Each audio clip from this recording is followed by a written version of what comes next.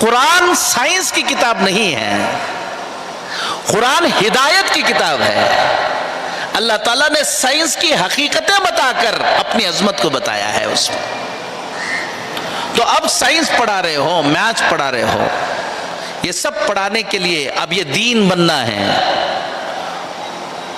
दीन बनने के लिए, कोई भी चीज इबादत बनने के लिए दो शर्तें हैं। अगर उसके अंदर दो शर्तें होंगी तो वो चीज इबादत बनेगी। अगर दो शर्तें नहीं रहेंगी तो जिसको तुम इबादत समझ रहे हो वो भी इबादत नहीं बनेगी।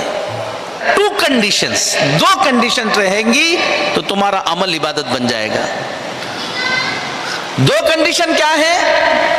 पहला एक, हम जो काम करें उसमें नीयत ठीक करें।